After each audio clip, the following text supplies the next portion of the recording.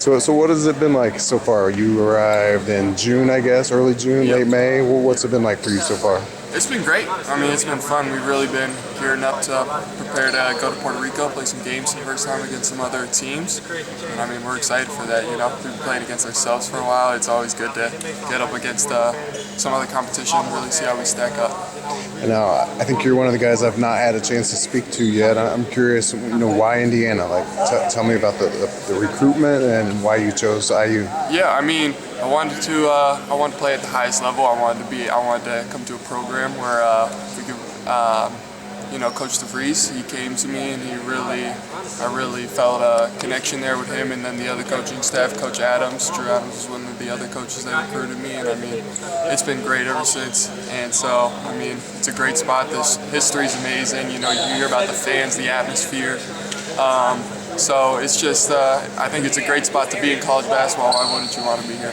Did you have any like connections or ties to Indiana, or like know anything really about? Not really. It was really Coach DeVries. I mean, you know, he's a great coach. I mean, everywhere he's went, he's done his thing, and I have a lot of confidence in him and the coaching staff, and then the guys he brought in. I mean, I feel like it's a great spot.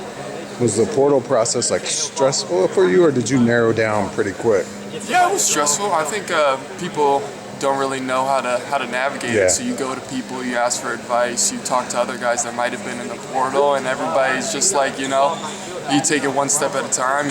You roll with the punches. You can't really get out ahead of it. You kind of got to take what comes to you. Right. So it's stressful, but you can take a little bit of stress to make the right decision. So Yeah. I didn't mind it.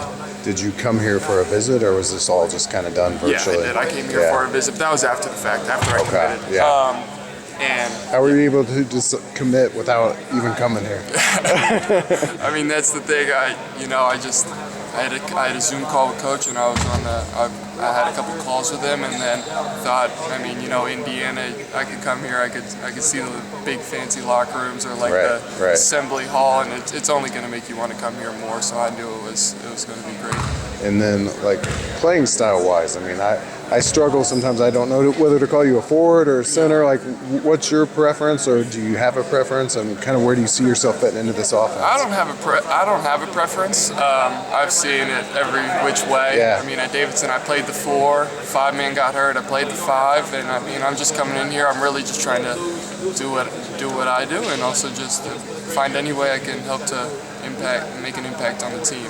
Because we really want to get better, and I think if I'm doing everything I can, it's only going to help the whole team.